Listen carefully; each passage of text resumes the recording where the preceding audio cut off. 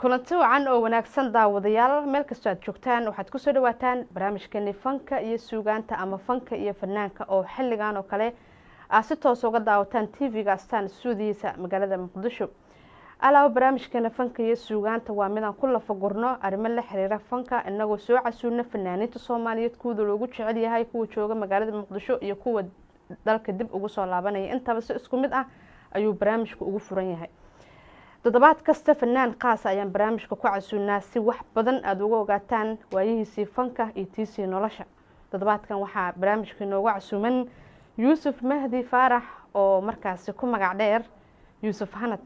wuxuu ka mid yahay fanaaniinta Soomaalida aadka loogu jecel yahay waayihii dambena ku sugnaa magaalada Muqdisho. Yuusuf aad baan kugu soo dhaweynayaa barnaamijka fanka iyo suugaanta TV-ga Astaan. waad mahadsantahay walaashay Bishaaro, aad baan kaaga mahadcelinayaa soo dhaweyntaada iyo Astaan TV-ga. waa tahay anigana waan ku faraxsanahay in Yuusuf Hanad oo la waayay muddo sanad ah magaaladii ku dhumay inta ina soo qabto inaan halka inta keeno aan iraado waa kana bulshada Yuusuf ka dhumay mar kale mar saddexaad barnaamijka kugu soo dhaweynaya Yuusuf. thank you Bishaaro, waan kaaga mahadcelinayaa aad baad u mahadsantiin. halkan waxaan ka salaamayaa dhammaan shaqaalaha Astaan TV adiga oo Bishaaro ah waan iga mahadcelinayaa casuumadda iyo sida sharafta leedii soo dhaweysay. waa tahay anagana waan kaa qaadnay soo socday Bishaaro waa tahay waa soo socotay laakiin waxaad moodaa inaad soo raagto Yuusuf. soo maaha si wanaagsan xamar baan kala baranayay. Yuusuf intii aad timid magaalada Muqdisho waxa laga waayay saaxadii wareysiyada telefishinada magaalada. ma adiga ayaa ka cabsada in interview lagu la yeesho mise waqtiga ayaa ku saamixi waay? may wallahi kama cabsado in interview leela yeesho waqtiguna ima saamixi waayin. waxa jira oo mataqaanaa dee markuu Ilaahay kugu talagal madax qabataa badanaa, laakiin anu kuma fiicnaa saxaafadda iyo wareysi iyo waxaas. waan gartay dhanka heesaha ku fiicanta. dhanka heesaha iyo de waxaasna de kulli fanaan hadda tahay meel baa lagu toosaay. waa tahay inta saxaafad ku ordaysa fanaaniin badan oo waxa jirta mataqaanaa saxaafad aad moodid basida u hadlayaan oo saxaafadiiba ay fanka laftirkiisa wuxuu ka mid yahay Yuusuf. saxaafadu ka mid yahay haddana waxaa jirta Bishaaro fanka laftigiisa xuquuqo ku xidhay inaad sida saxafigii iyo fanku aan isku mid noqonin mar walba inaad shaashada ka muuqatid. waxaa la sheegay horta inaad ka mid noqon rabto wariyaasha Soomaalida. arintaas maxaa ka jira oo fankii aad iska reebi rabto? waa xanta magaalada. Yuusuf waxaa jira ma ogtahay fanaaniinta horta arrimaha fanaaniinta aad baa loo xiiseeyaa sax Soomaalida garan marka xan badan ku jirta magaalada. waxaa leeyahay Yuusuf wuxuu ka mid noqon rabaa wariyaasha Soomaalida maadaama oo ka fariistay fankii maadaama muddo sanada la la'yahay Yuusuf. arintaas maxaad uga jawaabaysaa? taasna way oran karaan dhammaan waxaan oranayaa intii tuhunkaa qabta waan ka saarayaa. saxafi iyo wariye horta saxafi iyo wariye fanaan meel kuma kala maqna. anoo wariye fanaanimadii ka fariistay saxafina noqdo waa islaalkii waa isla saxaafadii waa isku tolbaana isku.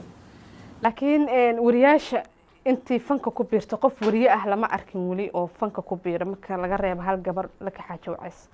laakiin fanaaniin waxaa la arkay dhankii saxaafadda ku soo biiray. arintaas bal ka war. fanaaniintaas waa la arkay dhankii saxaafadda laakiin anigu fankii ma sii wadaya. dadka muddada sanadkaana waxaan laga maqnaa oonan ugu jirin shaashadaha.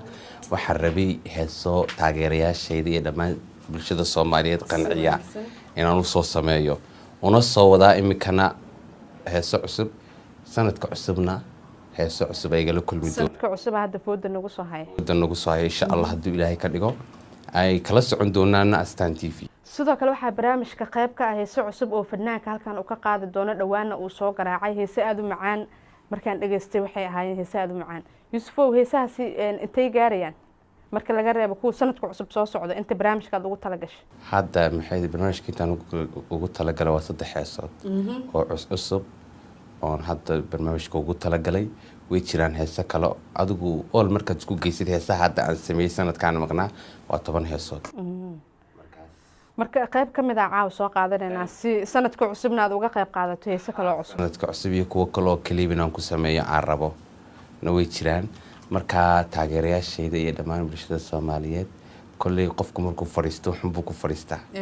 qofna dee mataqaanaa fikir la-aan iskama fadhiyo xun baan ku maqnaa intaa waan soo guuxayo insha allah sanadkan cusubaan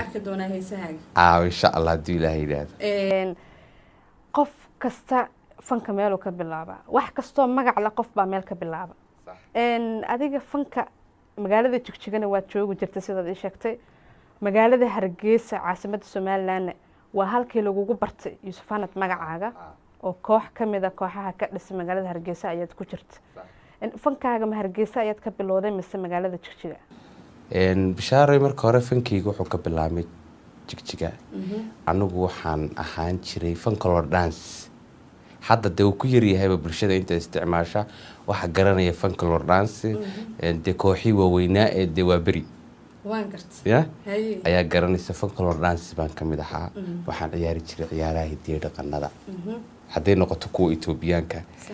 dee beerbeer saboojka markaas ay u yaqaanaan qoomiyadaha isku tagay oo kale ay u yaqaanaan maalinta shacooba iyo qoomiyadaha Itoobiya Bishaaray anu waxaan ka tirsanaan jiray aniga oo yar oo meelahaas jira dee adigu galaaskii labaad anigoo dhigta adigoo aad u daayar anigu dee galaaskii labaad baan dhiganayba waxay ahayd dugsiga Wiilwaal hoose magaalada Jigjiga waan gartay oo igu dugsiga ugu horeeyay waxbarashada u gala ahayd ayaa waxa jira ubixii kacaanada inaan hormuud ka noqono markaas waxaad oran kartaa fanka deeno yarna soo bilaabay waxaad ku soo bilowday dhanka dhaqanka waa dhaanteen kartaa Soomaaliya waan dhaanteen karaa dhaqanka Itoobiya Soomaalida dhanka dhaantada uga qayb qaadata marka la isku tagayo meelaha lagu qabanayo maalinta qoomiyadaha iyo shucuubaha Itoobiya waan kala qayb qaadan jiray in badan waan la soo shaqeynay anaga iyo dhalinyaro kale oo joogtay markaas halkaas haddana waa dhaqankii horumaray dad jil kale oo na bedela yimaadeen maanta adduunka meel walba laga fiirsanayo alxamdulillah taasina dad fara badan oo adiga ku yaqaana Yuusuf ahaan waxay kugu yaqaanaan inaad haysto kaliya dhankii dhaqankana qayb ayaad ka tahay dhankii dhaqankana qayb baan ka ahaa oo waxaan ku soo bilaabay horta fanaaniinta dee badanaa folklore dance fanaanka aan soo marin Bishaaray dama fanaan ba waan gartay folklore dance waxa lagu sheegay waxa weeyaan wuxuu isku xidhayaa adiga iyo bulshadaadii waan gartay waa in aad fanaan markaa tahay aanad maxay ahaydey saad mashrax hiyan aanad uga mashraxaad uga qayb qaadato oo markaasi hees kaliya aad qaadino ku raaxaysatid aad ciyaartid bulshada ma weelisid hadda fanaaniinta waxay u badan yihiin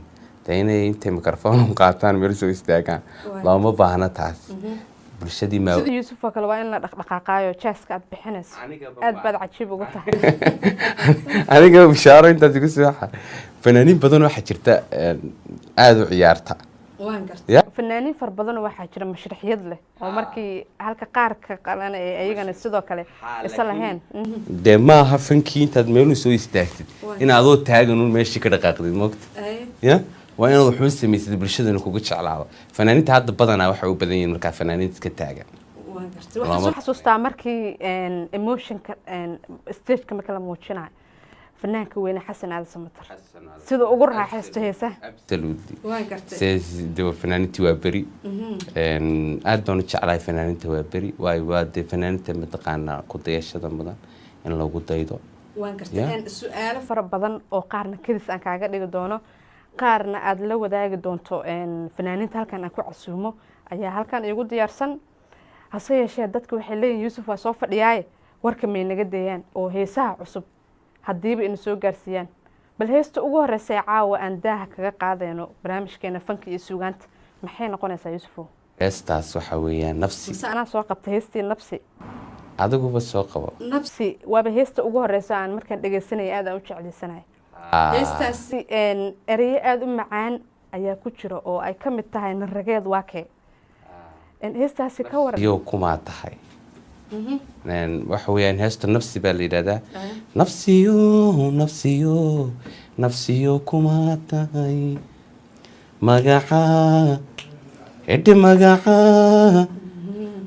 magaca nasiibo saas oranaysaa muusigada ku tumaas ma ogid marka heestaas yaa sameeyay miraheedii la xankeeda iskale abwaan sakariye kobciye laxankiyo madaxaba isaga iskale muusigan waxaa iskale mustafa axmed karaama wata heestaasi ayaan barnaamijkeena daha kaga qaadi doonaa wata daawadayaal heestaasi nafsi oo kamid ah heesaha cusub ee fanaanka Yuusuf Hanad uu dhawaan soo saaray welina aan la dhageysanin ku soo dhawaada fanaanka iyo adinka iyo mikrofoonka waa idinkaas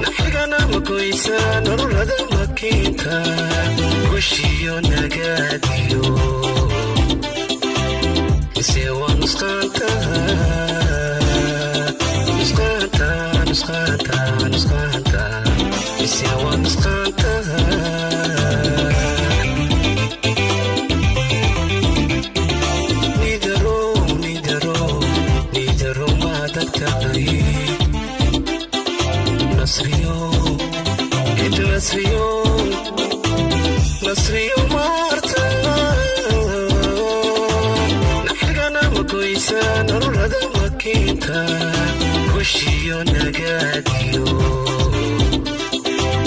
سوى نسخانتا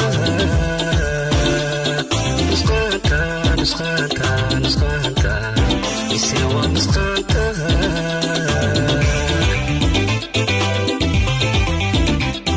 مربونا دي قوايها مسيف كاريشا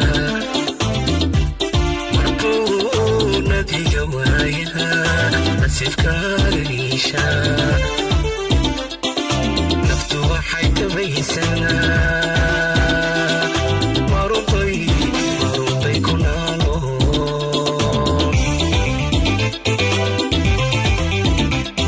مربونا دي قوايها مسيف كاريشا مربونا دي قوايها مسيف كاريشا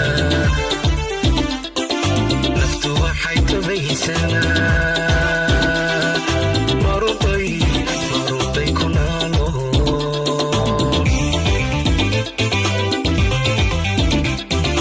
رحكي جعلكم يا ابنا فليدا خي سنبا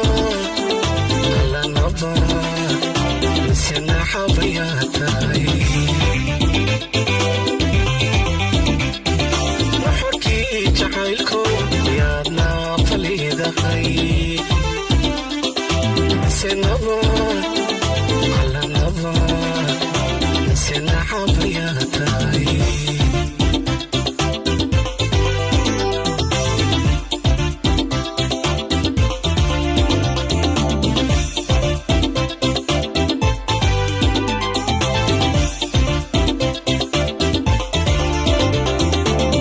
waa tahay daawadayaal intaasi waxaan ku dhaafeynaa heestii ugu horeysay ee barnaamijka ay ahayd nasiib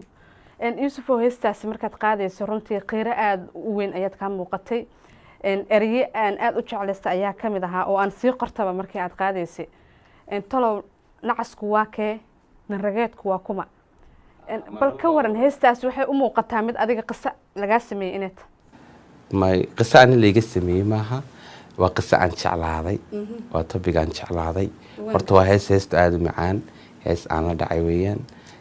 dareenkeedana waan ku qaadiyay heesta waa heesta marka ma taqaanaa adiga gadantay bulshada ka gadantaa si wanaagsan laakiin heestan aniga waa hees abwaanku markuu uu sameynayay talow nacasku waa keenin rageedku waa kuma waa wax hadda dunida jira ma garanaysaa looga hadlayo ya oo la isweydiina doono mar walbana in la isweydiiyo mudan moogtahay bishaaro anagana daawadayaasha waxaan leenahay inay kasoo jawaabaan soo sidaa ma yuusuf waxaan ku orda af Soomaaligu waa margiye hadba meelu jiidmeed meesha u jiidaan ma arkaynaa wanaagsan yuusuf oo dhan yuusuf oo su'aal kadis ayaan ku weydiinayaa su'aalaha tan ku iro kuwana waa kadis kuwana waa si babliga oo fanaaniinta ayaad la wadaagtaa gabdhaha Soomaalida qaarna waad la soo heystay qaarna waa rajeynaysaa inaad la heysto oo dhanka fanaaniinta markaan ka hadlayno haddii lagu yiraahdo yuusufow gabdhahaas fanaaniinta ah codadkooda macaan ee aada dhegaysatay muuqaaladooda quruxda badan inkastoo Soomaalideena aan nahay dadka Afrika markii la qiimeeyay gabdhaha ugu qurxoon gabar fanaanada guurso markii lagu yiraahdo guurso guur ayay maraysaa sheekada guur sitaa kuu sheega ku yiri su'aalaha ii laaban marka gabar guurso oo fanaanad ah teeba guursan lahayd waad la gaadee ma guurki weynaada horta ma taqaanaa mar haddaan ku dhex jira anigu maxay ahayday fankii inaan fanaanad guursado dee hamigeyga ma ahayn laakiin haddaad adigu tiri fanaaniinta heesta fanaanadeed guursan lahayd wada warwareegaysaa laakiin caawa lagu haya fanaanad heesta fanaanadaan guursan lahaa dee farxiyo kaba yare boqoradii codkaas soo qabat boqoradii codka iyo quruxda isku darsato farxiyo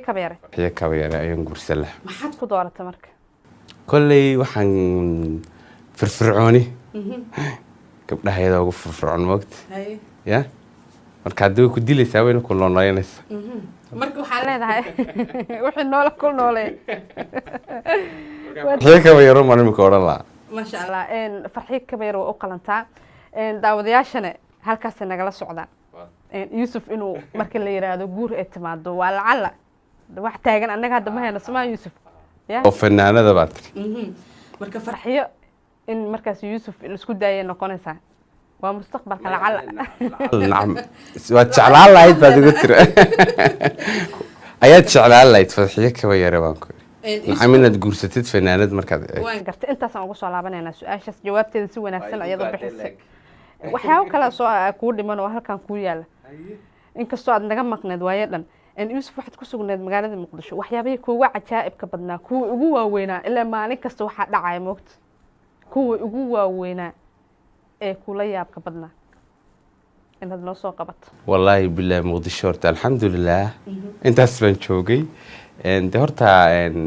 waxyaabay kula yaabka badnaa horta waxaad la yaabtid iyo waxaad la yaabi weydid mar walba wada arkaysaa oo Soomaali baba ka samaysan bayaabkii iyo yaab la'aantaba isma oran kartid maalin baad soo saaraysaa laakiin waxa Muqdisho markaan joogay intaad Muqdisho joogtay aniga mar dhaweed aad ii sheegaysay qise aan aad ula yaabay waxaad igu tiri telefonkii markuu kaas nacam waxaad la yaabtay sheekada horta aniga Hargeysa Somaliland waddankayga kamaan marka telefoonka waxaas la wadaag hadhaaga qofka ma jirto moogta waxa dhacday maxay ahaydey telefoon inuu ii soo dhaco anigoo cusub waxa oo qof soo waco anigoo cusub lambar caadiya waan eegay lambarkii waan qabtay marka hello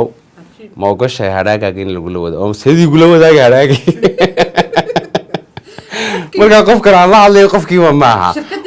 waa shirkadii oo seel lagu la wadaagi baan taagan hadhaagu ka hadlay waa hadhaagay ma hadhaagay FCga ma hadhaagay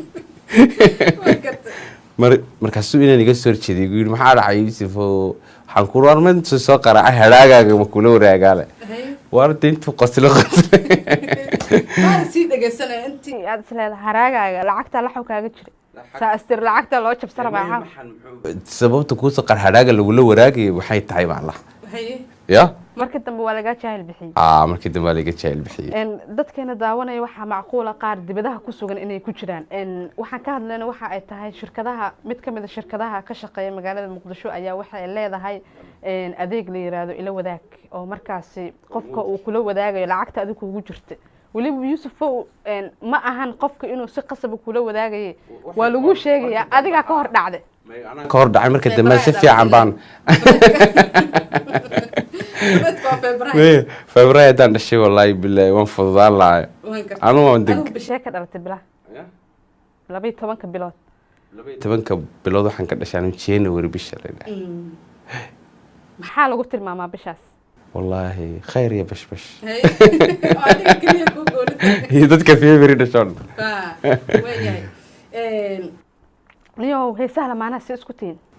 heesaha lama fanaaniin badan horta waa la qaaday insha Allah kuwa kale oo dhiman waa la qaadi doonaa insha Allah hees lamaana ah oo aad wada qaadaan adii Asmaloof aan aad u jecela aniga Asmaloof farta Asmaloof iyo caruurteeda iyo xajigeeda aad baan u salaamayaa waxay ahayd heestaasi hees aniga laftigayga fankayga kula maxay ahaydey taariikh waa heestii ugu horeysay ee Asmaloof aan wada qaadno aad baan u salaamayaa Asmaloof أنا ونشعل على هستا. كحسوسة تاريخ هستاس ولو حل الدارين هاي. تقولوا إن كل هدام بيشش كده وحين نقول. أنا كو قاضي يوسف وعاو أنا قبل فنانة النقطة. أنتي أسماء تتقاضي سيدنا نقولة. إنك استوى أسماء أنا جارسي كرد وسيء في فنية هاد لو تبي حل دونا. أسماء قبر وهست هذا قاضت. سومالي ذا ما قربت. شارو قاضي ساعة أسماء ونسكدك. مرك أسماء عد كذي. يلوق ذي معاند مجارسي كرب. ما دام. سو حسوسين هوا كوتشنا يا قط. لسه. وبهست أنا أوتش على هيسها لما أنا أي أبقاده. صح. مرك أول حلا ذا قيبت أسماء كوساقط. هرتا قم داذن دقا وما باهن داري كده توبي لما بتشعيلك متكان ندمي دبتي أليوي إنو تسمع عاشق دانتا لك دونا إنو ديدب تاغن inuu dhacdoona sida qofku dheefa sharkiisu ma dhaafo inaba caadi ma qaybtaada marka la fiiriyo diba adiga aanan ahaynbe ma istiri horta dhankii oo fanaannimada inaa cariiri ya ma loo food ciriirin gaadhe heesta dib ma usoo wada saarnaa bishaare heesta dib ma usoo saarnaa iska sida aad ula qaaday asmo aan ku daynaynaa ilaan saasaan ku jeclaanay waa tahay heesta labaad ee barnaamijka yuusufaan adoo maadaama heesta ugu horreysay ee barnaamijka aan daaha kaga qaadna anigaa soo qabtay ee heestii nabsi ay ahayd heesta xigta ee aan leenaha daawadayaasha caajiska iskaga duuliya teebay noqonaysaa hees waxa weeyaan hidaayo waa magaca gabdheed waxaa ku jira magaca gabdheed magaca gabdheed banada heesta ku magac baxday hidaayo waxa weeyaan waa hees gabdhaha soomaalida dee ku jira mataqaanaa magacyada gabdhaha soomaalida mid kamid a marka waxa sameeyey qof loo sameeyey heesta gabadhaasaa loogu talagalay hidaayo gabadhada midhaha waxaa sameeyey caaqil yare abwan caaqil yare oo la wada yaqaano geyga soomaaliyeed waxaa iskale maxay ahaydey laxanka cabdiwahaab booska fanaankeen weynaa oo maxay ahayd muusigan waxaa ku laray yuusuf sheekh muumin ibraahim sumxaayo watahay daawadayaal barnaamijkeenii fankii sugaanta qaybihii hore ee barnaamijka ayaan ku jirnaay markaana waa heestii labaad ee hidaayo iyo weliba codkii baxsanaa ee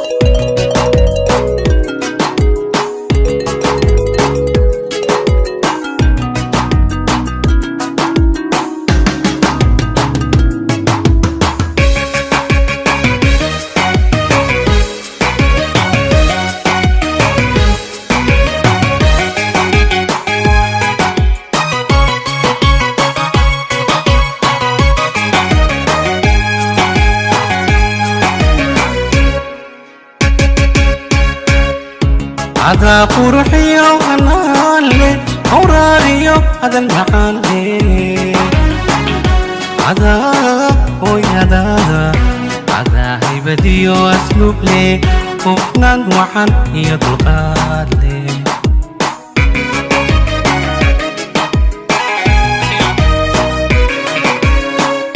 عذا قرحي وحنان لي أوراري هذا المحان لي عذاب وي عذا هيبتي واسلوب لي وفنان وحن يطلقات لي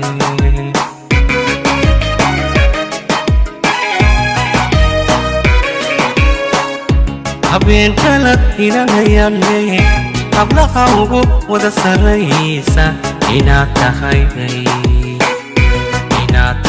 bay haddaydan hadaayoy ugu jeclaatay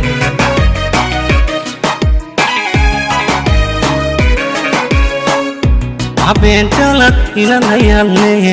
hablaqawgu wada saraysa inaad tahay bay haddaydan hidaayoy kugu jeclaatay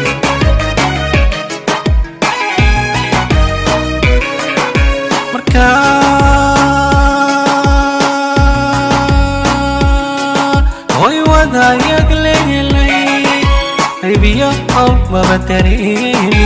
hadiyo jeer waxaan tabaayo hadaa ila yeelanayo intaa ihareera joogo macaan igaha qabtiraay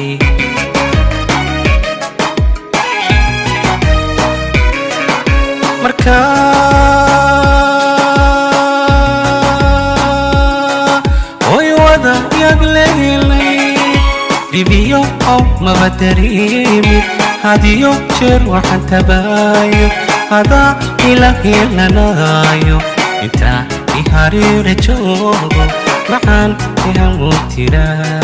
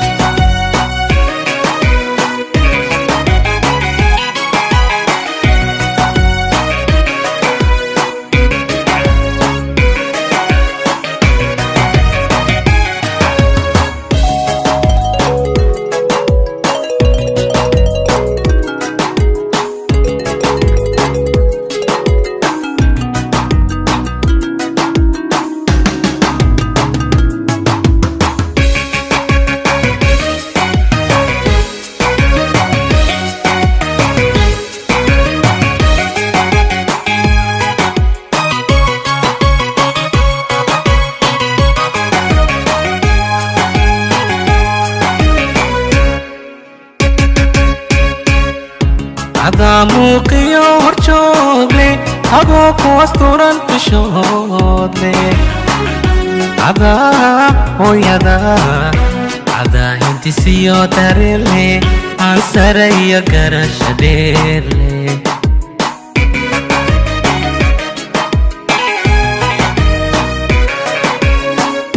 cadaa muuqiyo horjoogle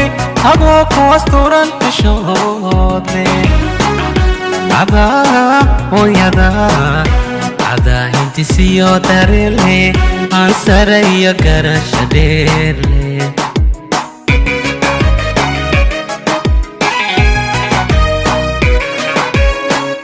xusuusan abid hadhayn iyaga kalka aylku beeran idaayoy ku hayaan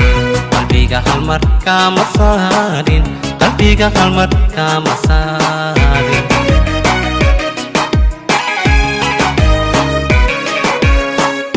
xusuusan abid hadhayn iyaga kalka aylku beeran idaayoy ku hayaan qalbiga halmar kama saarin qalbiga halmar kama saarin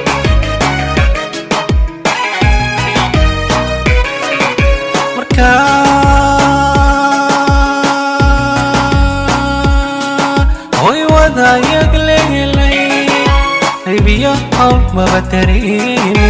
hadiyo jeer waxaan tabaayo hadaa ila helanaayo intaa i hareera joogo maxaan iga qabtiraay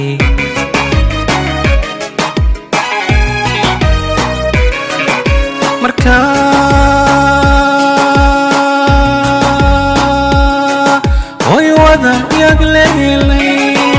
dhibiyo haw maba dareemi hadiyo jeer waxaan tabaayo hadaa ila helanaayo intaa i hareera joogo maxaan ihamu tiraa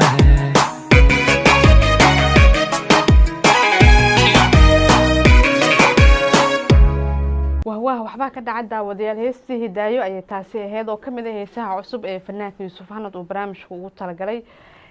yuusufow waxaan jeclaysta qaybta aada jiidayso heesta ilaa intee aada jiidi kartaa heesaha adiga kolley horta waxay ku xidhan tahay mataqaanaa sida kodba hadalku lagugu laxameeyo anaga fanaan haddaad tahay dee profession waxay weye horta shaqo walba uu qabanayo qofku hadduu dhakhtar yahay waa inuu professional noqdaa hadduu dee yahay wax kale psychological soo bartay hadduu soo bartay beeraha dee nin walba anagu shaqadan barano waa tan markaa khibrad waxaan u leenahay inaad markaa wax jiidi kartid ya yuusuf waxaad ka mid tahay fanaaninta la xiiseeyay heesahooda in la dhageysto marnaba dadkaysa ka caajisin adiga markaad qiyaasto dad fara badan oo taageerayaashaada ah maxaad ku hanato aada is leedahay ma isteelka ma quruxda ma codka maxaad adiga markaad qiimeysay aada is leedahay dadkaasi waa ay kugu jeclaysteen wallaahi horta qofka fanaanka hadee fanaan horta waa taageerahaaga ma waayeeyo laakiin anigu waxaan is leeyahay qofku wuxuu nin walba daxal haybad ya haybadaydoon bay dee dadkaasi ugu jeclaadeen baan is odhan lahaa haybad ilaahay ku sii habeen layskama qaado ma maqli jirto haybadaas adiga aad isleedahay yuusuf waxaad tagteen dhawaanahan Jubbaland oo booqasho ku tagteen adiga oo geel ceyrsanayeen waan arkay bal sid isku tiin adiga geelka ilaaladiisa wallaahi aad baan caanaha geela uga helaa horta anigu caanaha geela waan soo cabi jiray yaraantaydii waan kusoo barbaaray caano geel taas wax difference ma ah laakiin Jubbaland aad barwaaqada taala dalxiiska Jubbaland iyo togii Jubbo wabigii Jubbo iyo badda xagga iska galaan baan tagnay goobo taariikhi oo dee Jubbaland gaar ah ayaan tagnay aad baan Jubbaland maxay hayday u jeclaystay insha Allah tagina doonaa safar badan oo u qaadan adiga fanaaniinta kula wehelinaysa la wehelinaysa socdaalkaas geed socodka nabadda aan ku ahay Yuusuf su'aalaha badan dadka ma rabaan waxay leeyihiin dhawaanahan heesuu soo qaaday hadba may qabac nooga soo siiyaan markaan waxaan ku laabanaynaa dhankii kaalimaha suugaanta maxaad soo qabanaysaa heesta saddexaad ee barnaamijka yar oo kooban oo aad u macaan cakuyey hees la dhaho cakuyey way cakuye noloshu kuma koobna keli ciladu way soo ridee inaan ka baxan rabaa nacam waxay ka hadlaysaa nacam singalkoo kale deh waa la isku soo galacaa iskaabuladii ka hadlaysaa nacam nolosha kelinimada dee in laga soo baxo inkastoon de adiga igu soo aniguba keli aan iska ahay haddana heestu aniga iguma socotay waxay ku socotaa dhammaan wixii keliya oo dhan maxaa adiga kugu socota waxaan ku weydiiyey bishaaro kelinimadaasaan ku xasuustay heestaase bal dee bishaaro waxaan ku wiri gabar qurux badanna waata bal dhinaca jacaylka waxaan isiraano bishaara jacaylka ka orodaan oo daba ordaya bal ka waran markaas taan isweydiiyaa taasa Yuusuf horta waxay ka dhigan tahay su'aasheeda bishaaro dhinaca jacaylka kuma filan aan kaaga jawaabo adiga su'aasha adiga ka jawaabta laakiin jawaabta waxaan kaaga dhigi doonaa waxaan kaaga dhigi doonaa markii heesta aan saarno kadib ayaan iskugu soo laabanayna soo sidaa maaha waa tahay daawadayaal heestaasi markaasi heestana noomada sheegan ereyada iyo laxanka qofkii sameeyay ereyada iyo laxanka waxaa iskale isla awaankii heestii hore lahaa waxaa iskalmay sakriye kobciye ereyada laxanka ba isagaa iskale muusigana karaamo waa tahay daawadayaal heestaasi ayaan markaan idinku soo dhaweynayaa waxa ay tahay qisada dib ayaad ku ogaa doontaan hase yeeshee markaan si duuduuba heesta ugu soo dhawaada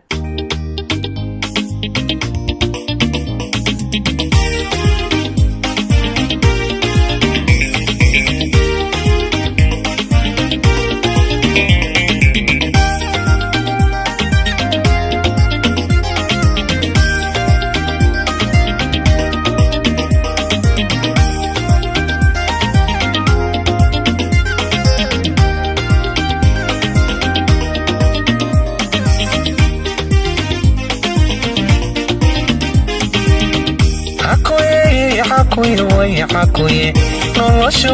kuma koobna keli ciladu way soo rideen inaan ka baxan rabaa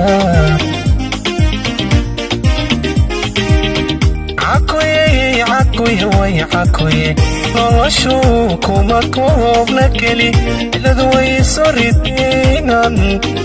inaan ka baxan rabaa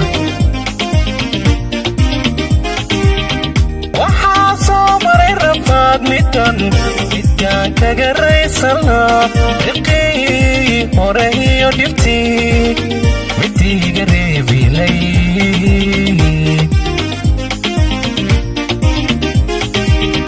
waxaa soo maray rafaad midaan kaga raysana riqii hore iyo dhibtii midiiga reebilay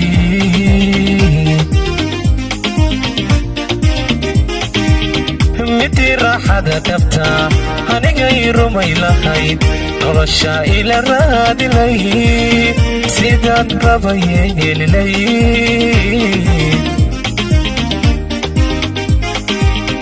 midii raaxada dhabta anigay rumay lahayd nolosha ila raadilay sidaan rabaye helilay markaan runayayda midii soo rohorilayd aliyoy noqon lahayd lugahayriixilayd kumeraliyo kumeraliyo kume markaan runayayda midii soo rohorilayd aliyo inoqon lahayd lugahayriixilayd kumeraliyo kume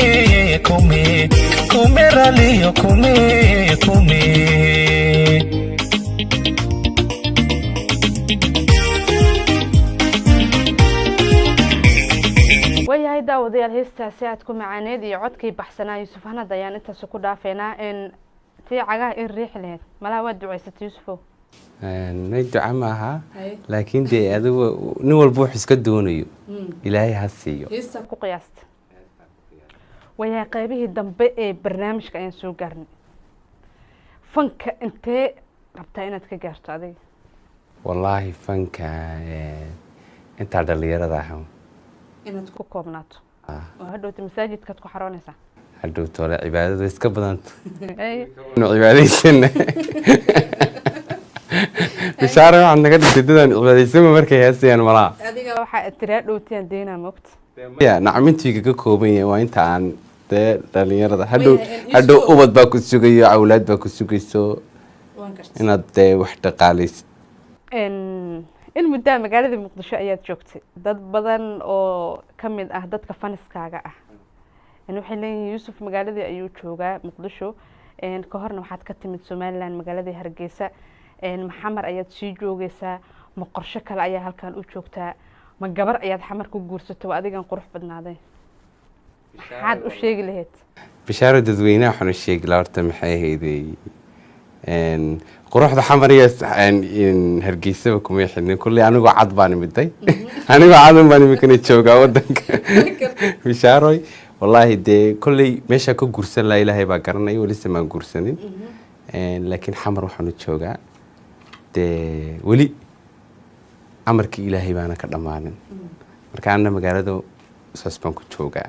waanan jeclahay wadankayga iyo dalkayga iyo dadkayga meel walbay soomaali joogto ya in aan tego wax differenceyana duma dhexeeyaan marka habi baan ahay ugu dambeyn yaa salaamaysaa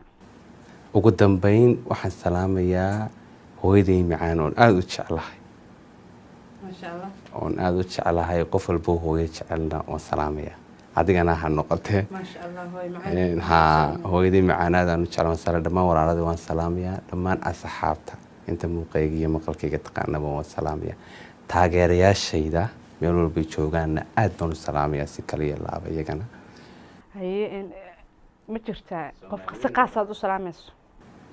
qof si khaasaan u salaamaya hooyaday fursad kale qof kale dadu way badan yihiin asxaabta way badan tahay asxaabta marka laga soo gudbo hooyo laga soo gudbo salaan khaasaa jirta moogta oo tii jacaylka cadde waxbaad hoos gelinaysa may inaan hadda salaamaya ma jirto oo salaantaas ya ha way single baana wayahay in heesta ugu dambeysa ee barnaamijka waxaa la yihahdaa qarsasho jacayl waa heesi markaasi ka mid ah heesihii aada soo saartay kuwii ugu horreeyey in heestaasi eryadeedii laxankeeda cidda sameysa heestaasi aada bay wallaahi iyada laftigeeda taariikhiga ku leedahay waayo ismaaciil maxamed barkad ismaaciil danan oo markaas muusiga wax ka baranayay caawa barnaamijkan waxaan ugu soo talagalay in aan ku xuso ismaaciil danan heestaas fanaanka da-da yarla waa heestiisii ugu horeysay hees uu tumo ya kuna dhiirigeliyay anigu oon kuuri heestan iyo tan iyo tun waad tumi karaysaa marka caawa farxad weyne ay tahay inaan isagana xaggan ka salaamo ismaaciil danan diina kula xusno qarsasho jacayl heestaas watahay daawadayaal intaas ayaan kusoo afmeerayaa barnaamijkeeni fanka iyo suugaanta oo maanta uu marti ku ahaa fanaanka da-da yar codka hallaasiga leh yuusuf hanad oo ka mid ah fanaaniinta Soomaaliyeed waayihii dambana ku sugnaa magaalada Muqdisho yuusuf oo aad baan kaaga mahadcelinaynaa ka soo qayb qaadashada barnaamijka iyo waqtigaaga wanaagsan ee aad nasiisay waa iniga mudan bishaaro aad baan ana u mahadsantihiin waxaan rajeynayaa mar kale inaan soo hor fadhiisano si heesahaaga dambe iyo inaan una taas weeyaan insha Allah sanadka cusub baan saak fariisan doonaa insha Allah haduu Ilaahay haduu eebba nafta nagu gaarsiiyo aniga oo Bishaaro Maxamuud ayaa barnaamijkeeda la socodsiinaysay asxaab ka tirsan Astaan TV ayaa garab igu siiyay intaan kulmayno barnaamijka mid ka xiga aqyaar inagoo isku duuban waxaan ku dhaafeynaa sidaasi nabadgelyo iyo heestaasi qarsaso jacayl iyo Yuusuf Hanad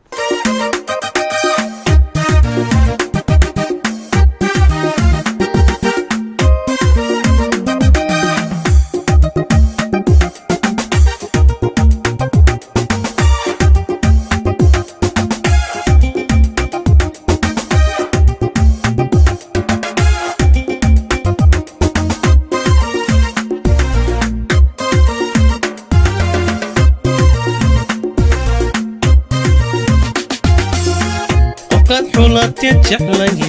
adoo kalgacayl u qaba qolkiyo erayada macaan hadday ku qancay kullaba qofkaad xulateed jeclayd adoo kalgacayl u qaba qolkiyo erayada macaan hadday ku qancay kullaba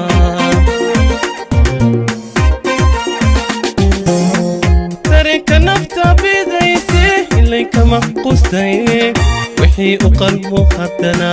qaraaru arka hadhow wixii u qalmo haddana qaraaru arka hadhow dareenka nafta bidayse ilay kama qustaye wixii u qalmo haddana qaraaru arka hadhow wixii u qalmo haddana qaraaru arka hadhow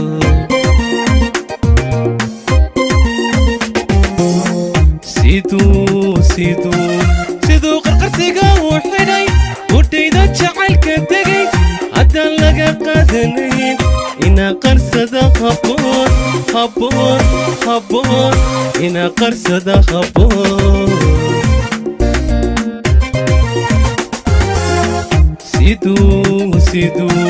siduu qarqarsiga uu xidhay budhayda jacaylka tegay haddaan laga qaadanayn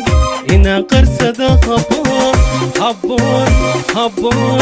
inaa qarsada habboon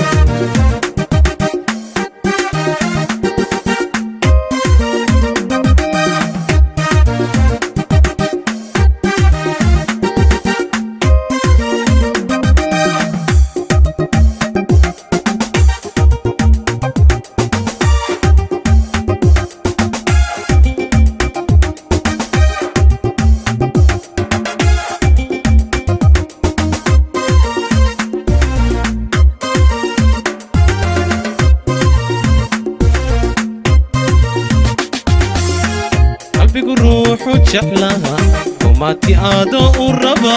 وناقات كقابيشيو هدو قنصدو حبيقا قلبي الروح وتشحلها وماتي آدو الربا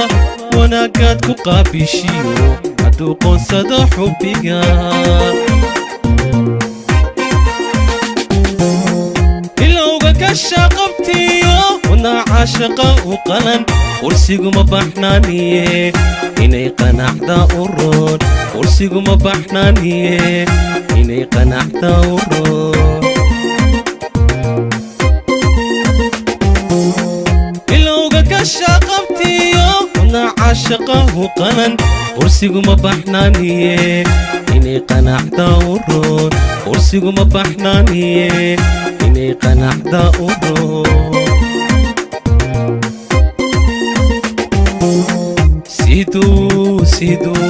siduu qarqarsiga uu xidhay budhayda jacaylka tegay haddaan laga qaadanayn inaa qarsada habboon inaa qarsada habboon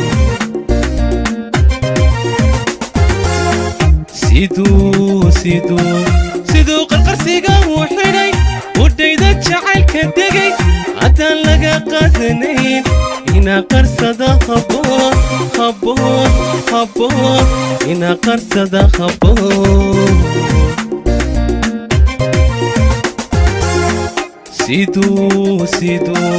siduu qarqarsiga uu xidhay